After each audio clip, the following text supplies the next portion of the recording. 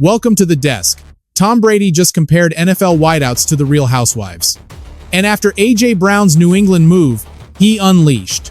Hit subscribe and stay with me, because Brady's warning to the Patriots about what happens when a star receiver loses targets is pure gold. Let's review the tape together. Tom Brady sits down on new heights, the hit podcast run by Travis and Jason Kelce. And our film session turns to wide receivers. Not just guys in general, but one specific target, A.J. Brown. Brady skips the warm-up. He attacks the narrative that Brown demanded more from his former offense and starved. Brady noted A.J. craved the football, adding he personally broadcasted plenty of those Eagles matchups, and that passing scheme was never what they were known for. So, now Brown joins a franchise famous for its passing attack. That is Brady on record analyzing exactly why Brown's Philadelphia era generated so much static. Then he digs deeper. Brady positions Brown as a literal case study. The newest example in a trend, he says, he has analyzed for 25 years on the field. Brady predicted we will see it again this season, asking who is the next frustrated wideout, admitting he gets it since pass catchers naturally demand the football. But hear me out, that is not a compliment. That is a legendary quarterback, a 7-time champ who spent decades maximizing the absolute best out of his passing targets, placing a huge spotlight on one specific player's mindset right there on a massive broadcast to millions of viewers. And Brady did not hesitate to name the wideout position itself as the core problem. The legend argued receiver is the sole offensive spot demanding massive extra energy and constant management, pointing out that running backs get handoffs, linemen battle every single snap, tight ends block every down, while the wideouts just stand 25 yards away chatting with cornerbacks, struggling to figure out how to stay mentally engaged when they are not touching the football. Across the desk, the Kelce brothers offered zero defense for Brown. They did not push back. The Kelce duo completely agreed after Brady dropped his take, confirming they have witnessed the exact same diva behavior from wide receivers across their careers. Two more Super Bowl veteran locker room voices laughing along, pretty much endorsing everything Brady claimed about Brown's entire position group. Now, the legend did not just highlight the trend, he dissected the actual psychology behind it, explaining how a wideout's entire emotional baseline swings wildly from week to week based entirely on targets, and how toxic that becomes for a roster. Brady called it the same script every time. He described the receiver mindset like having to tell a guy, "You will catch 110 passes this season across 17 games. You are an elite talent, but one week you catch 11 and another you grab 3. And that you cannot be the happiest guy alive after 11 grabs and the absolute most miserable teammate around after 3. This is Brady analyzing Brown's exact drama live without pulling any punches for the audience. He added, "You must sustain yourself over a full season because it burns immense emotional energy to constantly beg a wideout to stay focused, and that massive emotional roller coaster drains vital energy from every single guy around that player to keep them stable." And before you and I write this off as some abstract studio theory, remember he pinned a firm timeline to it, one stretching all the way back to his NFL debut. Brady told the Kelce brothers he has covered this since the year 2000, stressing it happens without fail. Some receivers will inevitably demand to be dealt away. Some spark off-field trouble, and others scream for targets. Translation for us at the desk: Brown is no outlier to Brady. He is just the latest prospect on a massive list of wideouts the legend watched implode, sulk, or force their way out because they craved more targets. Drop a like. Brady said it with Brown's name attached. On tape, days after the blockbuster trade shipping him from Philly had already generated massive headlines across the sports world. The sports media noticed instantly. This was no throwaway quote buried in an hour-long segment. Major news outlets picked it up within hours, publishing bold headlines about Brady exposing what scouts were already labeling red flags in Brown's attitude. The soundbite that hit even harder emerged from a separate breakdown of that exact same podcast appearance, where Brady likened this entire NFL situation to reality television. We sports writers ran with the comparison of receiver drama to Real Housewives of the NFL, which is easily the most savage way you can frame a fellow pro's on-field conduct without stamping his actual name in the headline. So, there is your call-out. Not a cheap diss track, not a subtweet, but a legend-turned-broadcaster sitting with two elite locker room icons directly breaking down perfectly why A.J. Brown forced his way out of Philadelphia. Exactly what type of wideout sparks that intense drama, and precisely why he expects us to cover it again next season. Brown was his ultimate prime example the entire time. Welcome back, football fans. To get why Brady singled out Brown over every other unhappy receiver in the league, you and I need to rewind the tape to Philly, long before that podcast even dropped. Brown didn't just become a headline overnight. Hit subscribe if you love NFL news. This sideline tension brewed all year, showing up in ways you simply could not ignore if you tuned into Eagles football last season. Let us start with his production. The star wideout was no bust. He capped off the regular campaign with 78 grabs for 1,003 yards and 7 touchdowns. That earned him a B grade and an 80.9 rating on the Pro Football Impact metrics. 1,000 yards and 7 trips to the end zone looks like a great year for most guys. But as an analyst, I know Brown is different. He did not care about the stats. He cared about how the targets were split and how often his temper flared up for the cameras. The receiver openly voiced his disgust with the Philly playbook all year, even joking that his fantasy manager should just cut him entirely. He literally called the operation a mess. Guys, that is not subtle. That is an elite athlete telling everyone mid-year that his own coordinator was failing him. The locker room drama spiked so hard, the front office had to step in. We reported that Eagles owner Jeffrey Lurie personally pulled Brown into a November meeting, demanding the wide receiver promise to stop trashing the team on social media. Just let that sink in for a minute. The billionaire franchise owner had to personally sit down with his number one target because the griping had become a massive media circus. Sources told me there were even quiet locker room interventions to fix things before management got involved. We saw reports of a private sit-down between Brown, quarterback Jalen Hurts, and running back Saquon Barkley back in October to salvage their struggling playbook. That is team leadership desperately trying to handle the crisis in-house, way before Tom Brady ever sparked the debate on his show. But here is the crazy twist that makes this deeper than your standard trade demand headline. The playmaker actually flipped the script on the gridiron. He was staring down a career-worst slump during the peak of all that sideline drama back in October.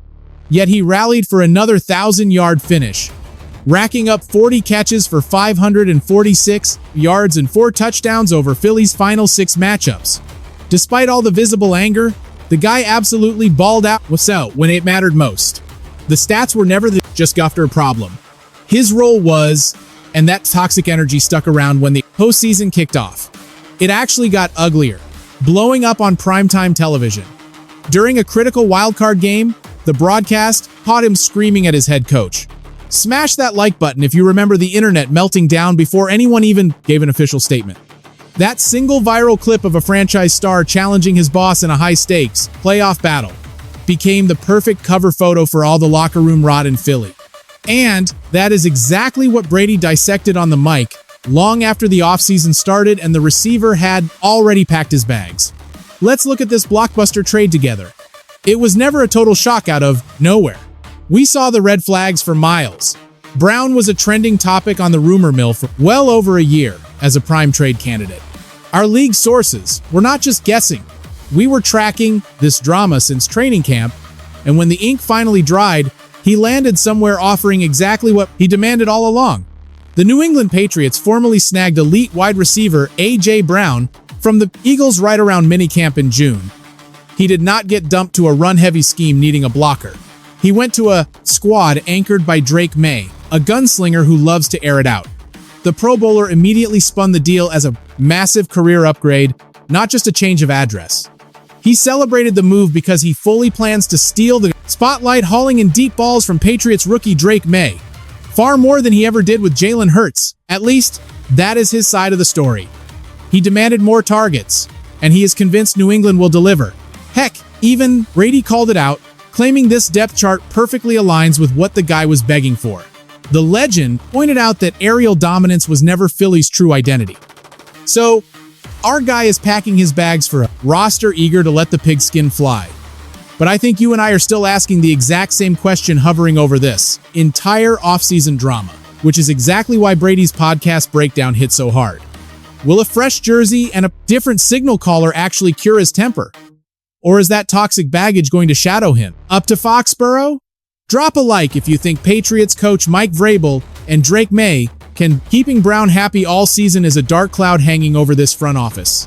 Drop a like, because that's exactly why Brady's masterclass on the New Heights podcast mattered so much.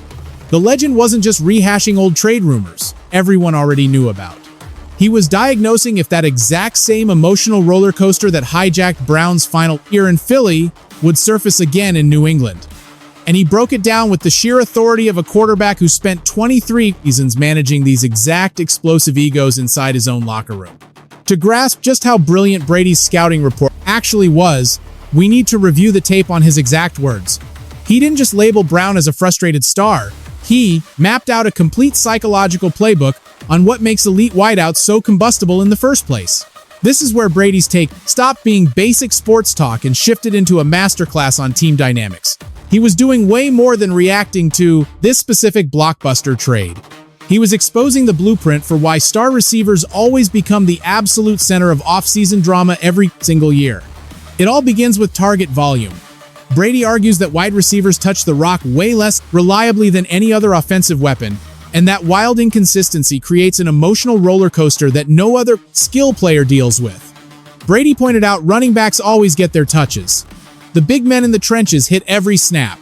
Tight ends are grinding on every single play, run, or pass. But wideouts? They stand 25 yards outside, just chirping at the cornerbacks, desperately trying to stay mentally in the game when they aren't getting targets. And let me tell you, it's brutally tough, sprinting hard all day with zero reward. That is Brady masterfully laying out the psychological defense for exactly why Brown acted out the way he did back in Philly. Not as an excuse, but a diagnosis.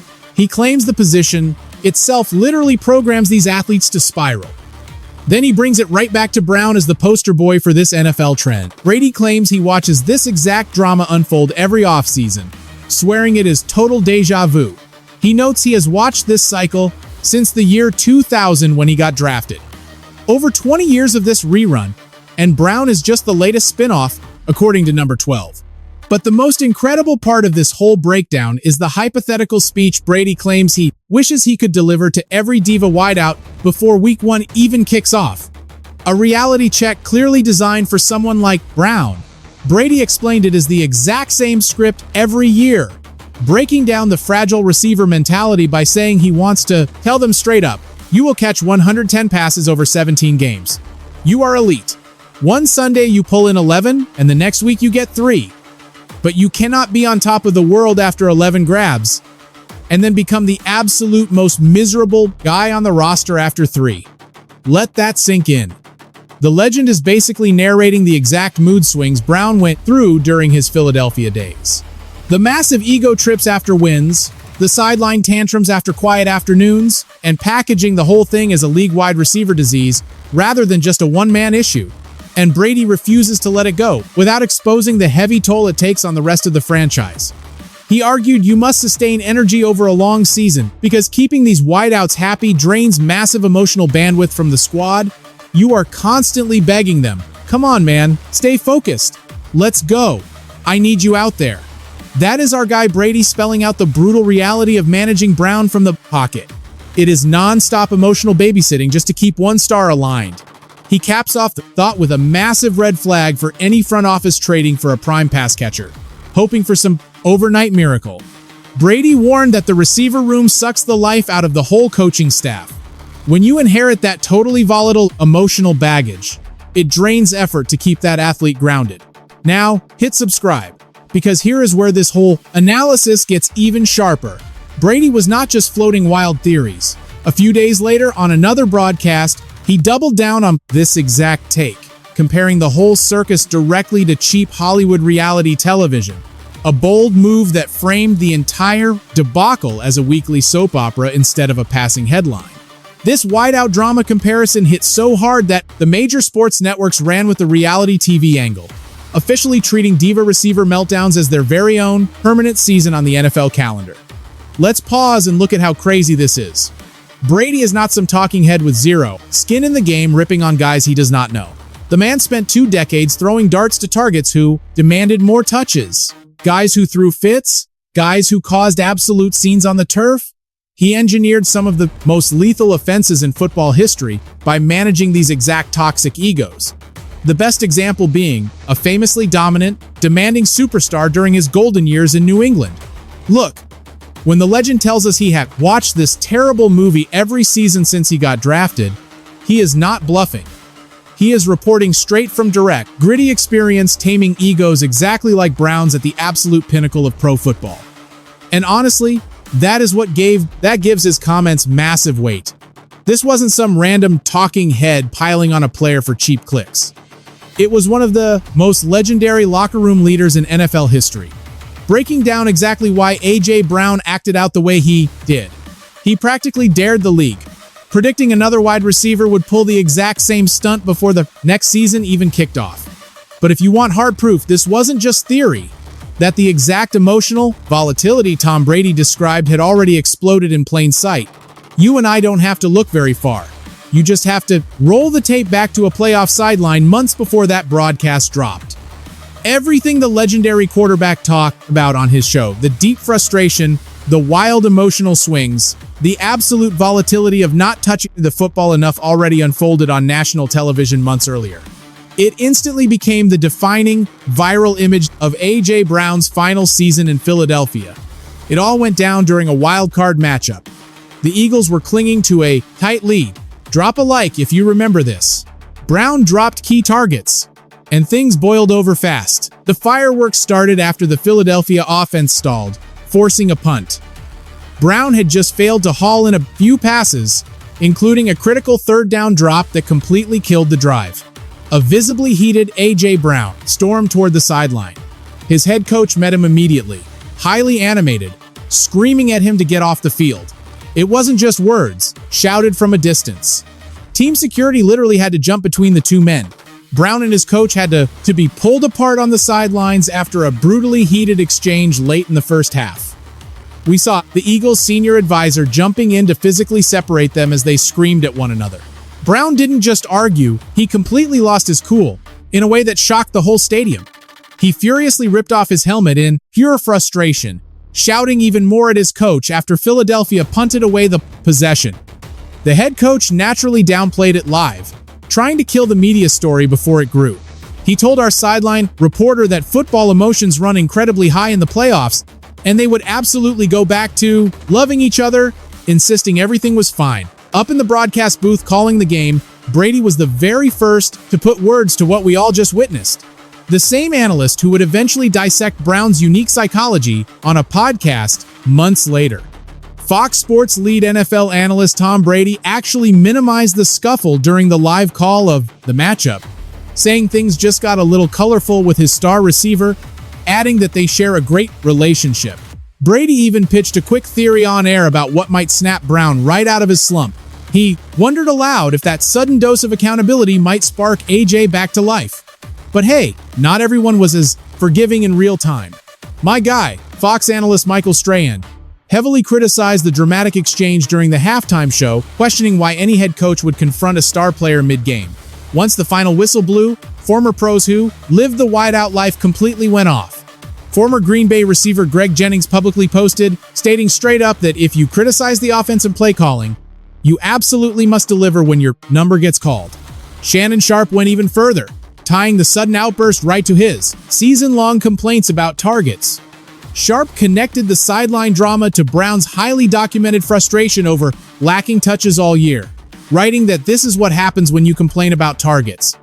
You drop one, and coaches and teammates look at you sideways. Dallas legend Dez Bryant didn't even need his own words. He just reshared Sharpe's exact post with a simple, "Yep," speaking absolute volumes. 3 former NFL stars, 3 separate, harsh reactions, all pointing straight at AJ, highlighting the exact emotional pattern Tom Brady would later diagnose on his podcast. Now, Brown himself gave reporters absolute silence that day. Following the brutal loss, he stayed completely silent, totally dodging the post-game press conference, a very familiar move lately. But folks, the quiet didn't last. Hit subscribe if you love football drama, because what followed next game became a punchline to the storyline Brady was building about wide receiver psychology. During their very next playoff appearance, Our broadcast cameras caught Brown on the bench, not sulking, not screaming, but reading a literal book right in the middle of a live postseason game. He was spotted flipping through a self-help book on the sideline late in a game where he managed just one catch for 10 measly yards. And Brady, calling that matchup too, just couldn't resist. Tom joked he hadn't seen many players reading books, though he had seen a quarterback eat a hot dog on the bench. A hilarious callback to a notoriously lazy sideline moment from over a decade ago. But let's hear from the player. Brown had his excuse ready for the media. He claimed the TV cameras merely caught him at that. Look, Brown explained he actually does this every single drive, touchdown or drop pass, just to get his mind right. He doubled down on social media afterward, insisting that viral moment had absolutely zero to do with anger.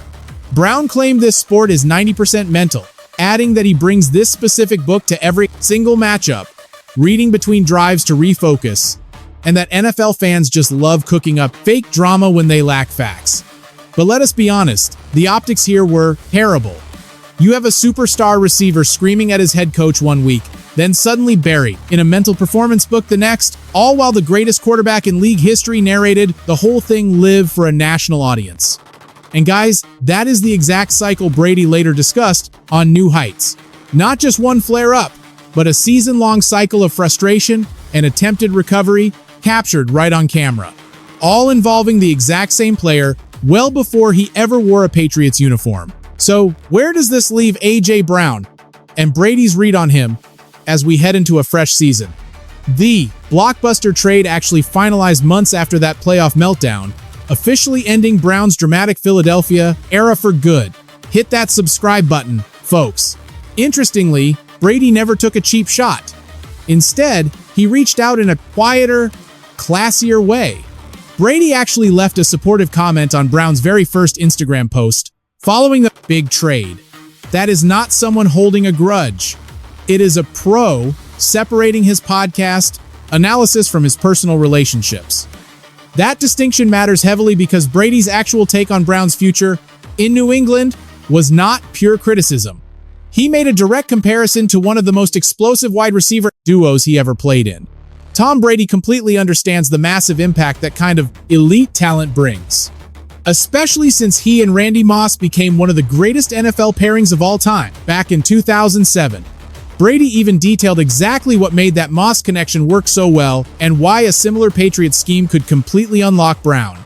Brady mentioned he loved playing with Randy, calling those years the absolute peak of his career, while also mixing in other elite pass catchers and noting Moss did things no one else could pull off. That is definitely not the tone of a guy who thinks A.J. Brown is finished. Brady is hinting that this intense, ball-hungry energy he spent an entire podcast segment analyzing could be the magic ingredient that turns a decent passing game into a Pruitt, historically great one if managed right. And Brady's take on Brown was not just pure sentimental nostalgia. He tied it to how modern offensive coordinators use that elite physical talent. Notice how analysts everywhere echoed this, framing the newly rebuilt Patriots receiver room as one that might genuinely become the best in the entire league on paper, simply because of the threat Brown brings, even before building total trust within a new system. However, that same deep roster carries the precise risk Brady highlighted on his show. A very crowded receiving core means targets get split up, not concentrated. And a guy who spent all last season in Philadelphia complaining about a lack of targets is walking into an offense loaded with other hungry mouths to feed. Vrabel and Maye inherit this tricky balancing act. This is the exact tension Brady warned about once the trade became official, and why nobody in New England considers Brown an automatic miracle fix. The raw talent is not debated. The Eagles' numbers prove that. What we need to watch is whether the frustration that exploded on the sidelines, sparking a huge fight with his coach, and becoming a full-blown national podcast debate, follows Brown to Foxborough. Or if it settles down with a quarterback running a system designed around the exact featured role he always demanded. Brady, to his credit, already told us how he thinks this unfolds. Not just for Brown, but for the wideout position overall. He claims it happens constantly. Some star receiver inevitably becomes the next massive headline. He just dropped Brown's name first, loud and clear on a broadcast, before a single regular season snap even happened in New England. Whether Brown proves Tom right or proves him entirely wrong is the wild card that nobody, not Brady, Vrabel, or the Kelsey brothers laughing in that podcast studio, can script out. That answer arrives on Sundays this fall. Hit like as Tom Brady addresses a Jay Brown warnings post-trade. Yard Barker says Tom Brady treats receiver drama like Real Housewives of the NFL via Yahoo Sports. NBC Sports echoes Brady calling it Real Housewives. Hit subscribe, folks! Tom Brady just compared receiver drama to the Real Housewives. Now, Brady is all over social media after that brutal Eagles incident. We saw A.J. Brown and Nick Sirianni explode in their loss to San Francisco. Sirianni tried to explain away that massive sideline argument with Brown. Philadelphia had major season-long problems completely exposed in that playoff exit. You and I know football legends want to teach the star Eagles receiver a valuable lesson, especially after that heartbreaking drop pass against San Francisco in the playoffs. Just brutal. Then things got weird. Brown had to explain why he was literally reading a book. He had this bizarre sideline moment during the playoffs. Brown tried to clarify why he cracked a book open, leaving fans totally speechless. Meanwhile, Brady broke down how Brown could actually transform the New England Patriots receiver room. Everyone watched how Brady reacted to Brown posting that cryptic Patriots trade hint on Instagram. People loved seeing Brady react to that Patriots teaser. New England fans are losing their minds over this news. So what do we make of this Patriots trade intel? Let me know below. Hit that like button, and I will see you soon.